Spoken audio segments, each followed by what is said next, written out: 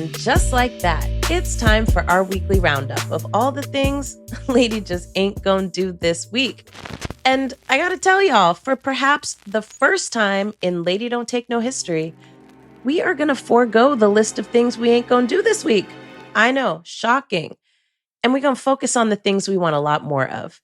And this is a big deal, y'all, because you know Lady can always and in all ways find some shit she just ain't gonna do. So let's get down to the business, shall we?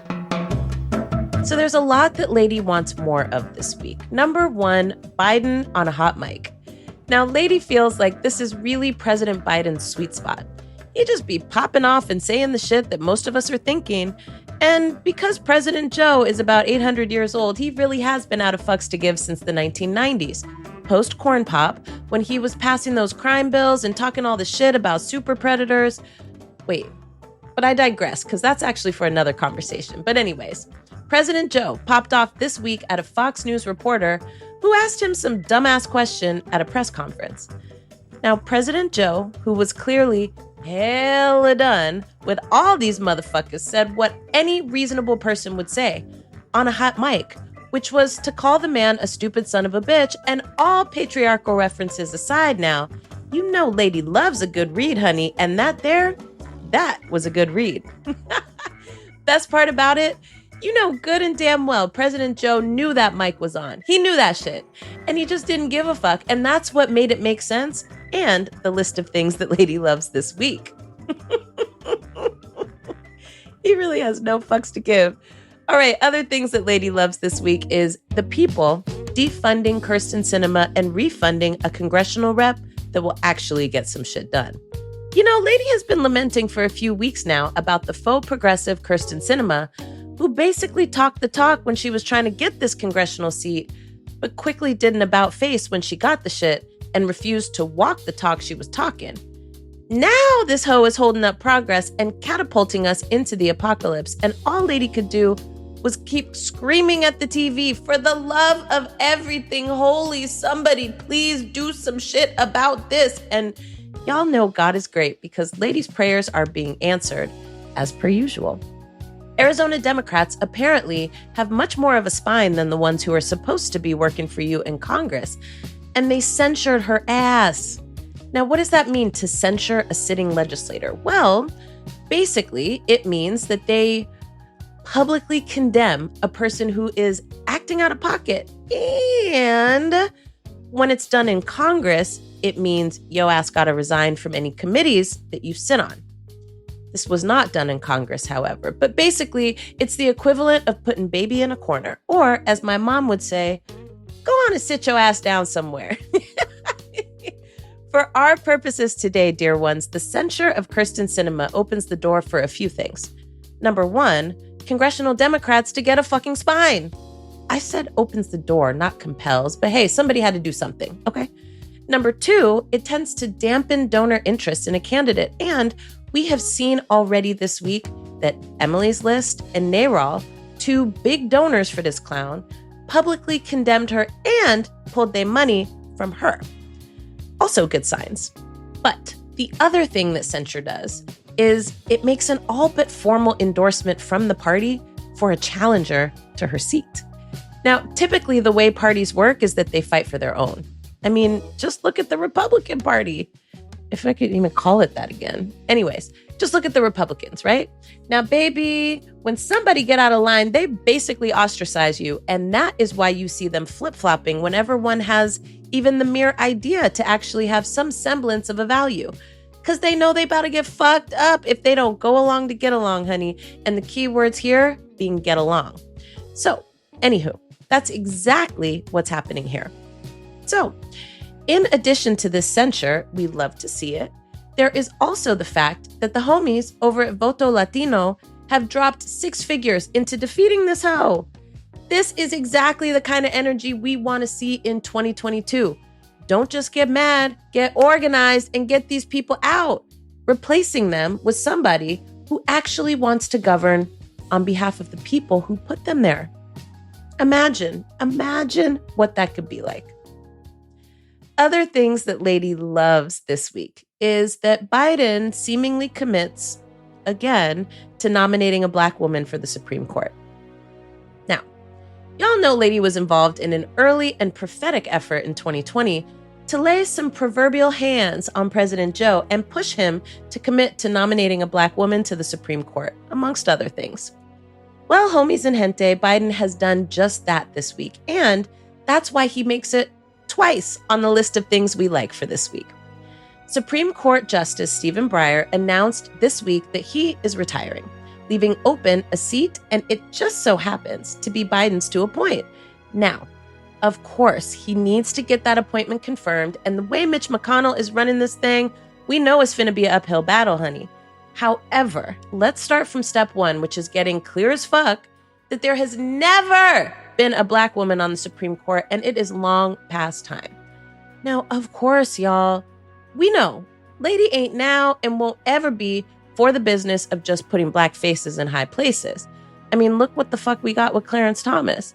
But Lord, we really need somebody to go up in there and frankly redeem the race.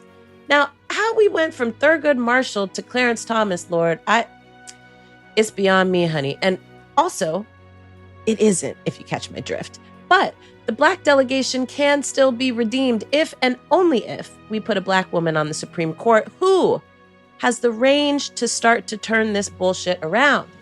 Now, the only thing we might like better about this is if there were a few more nominations while Biden was president. And, I mean, there's a bunch of barriers to that, but because we go into the freedom land, honey, you know Biden could expand the damn court if he wanted to. But anyways, one step at a time, okay? It's still on the list of things that Lady loves this week. All right, drum roll, please, because I have been waiting to talk about this for weeks. Let's talk about And Just Like That. And trust me, like I said, I have been waiting all week for this. Now, y'all know, I am watching the Sex and the City reboot called And Just Like That on HBO Max, and I'm doing so unapologetically. I already done told y'all I cried thug tears during the first episode where Mr. Big makes his unfortunate exit from this thing called life, and I've accepted it now because really, what would this show even be if Carrie and Mr. Big were just happily married? I wanted it, but I get it. Okay. Now, I do miss Samantha, but I will share what is perhaps an unpopular opinion here, which is that while Samantha was really the anchor for the show besides Carrie, I'm okay with the fact that she's not on the show now. Because in so many ways, Samantha and her story were both A, getting lost in the later seasons of the show. I know, y'all hate to say it, okay? We all loved, what's his name? But it's true. Samantha was getting soft, which means, and it happens as we age. Jared, that's what his name was. But also, B, Samantha would never, ever with these girls the way they are at this stage in their lives.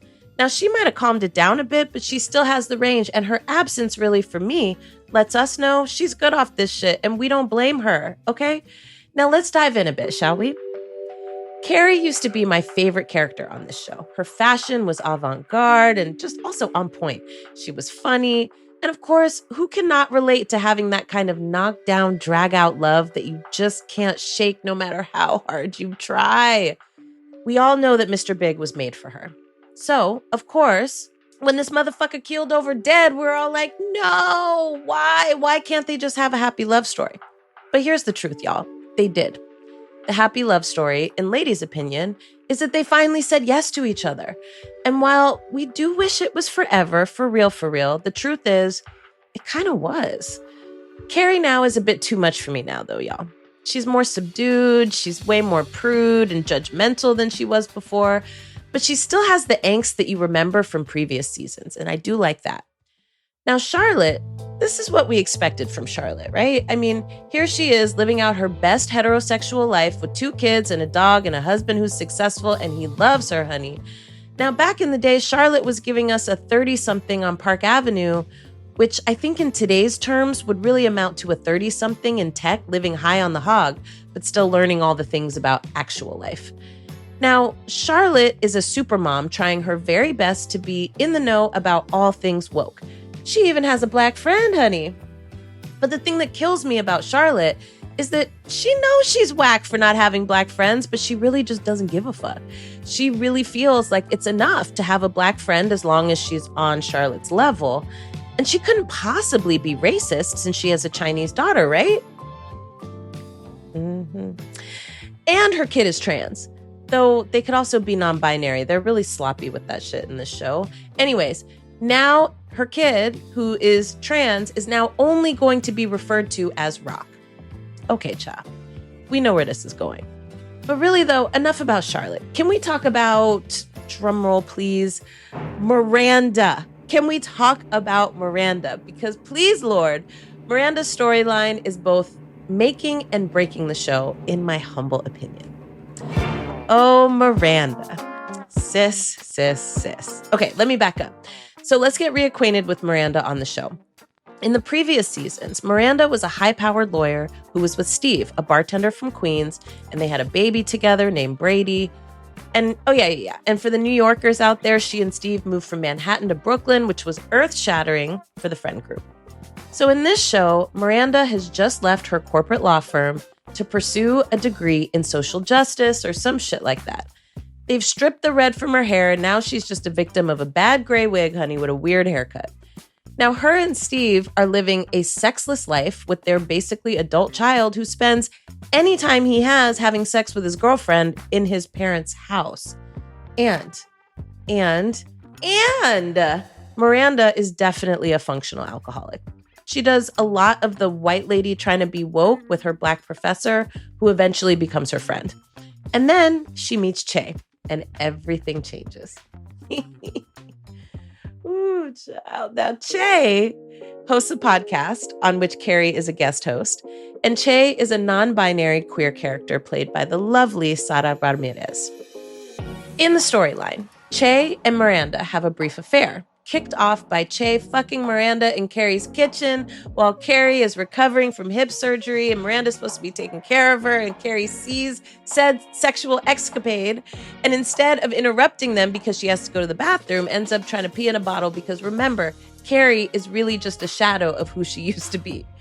Miranda's sex with Che awakens feelings in her that she has never felt before, and after sexing with Che many, many, many more times, Miranda tells Steve she wants a divorce, honey. And then she tells him about Che, and that's that on that. And now they're friends, but they're not together anymore. Jesus Lord. Now, the internets have been going cray on this because Che is literally the most hated character on this show, no doubt. Maybe it's the word soup that Che is constantly giving us. Maybe it's Che's character who smokes weed all the time, everywhere, and is cocky as hell. Maybe it's that Che is giving us the stereotypical image of what one would call a fuckboy. Honestly, my issue with Che's character is that they're giving us 90s butch and totally doesn't read for me as non-binary folk in 2022. That's just me. But here's the deal. I am here for their entanglement. And because Che is giving us 90s butch, what we can surmise is that Che, with all this talk about how they don't do traditional, is giving us stereotypical. And ladies' prediction is that all this no relationship talk will give us relationship in 3, 2, 1. They're moving in with a couch. Anywho, the storyline is eerily reminding me of the time when Samantha had a lesbian relationship with the sculptor lady who all she wanted to do was take baths and process. I know. When I was 20 years old watching this show, I thought that was unnecessarily stereotypical, not to mention the racial overtones of cis being Latina and, of course, fiery. But I digress. All of this to say, the reason I love this show, despite its obvious and glaring flaws, the worst of which is the alphabet soup that reminds me of bad Bay Area spoken word. You know that, if a tree falls in the forest, does it make a sound, that kind of shit, is that it captures something that I'm experiencing right now in my 40s. Upending your life to go for the life that's calling you and all of the hilarious follies along the way.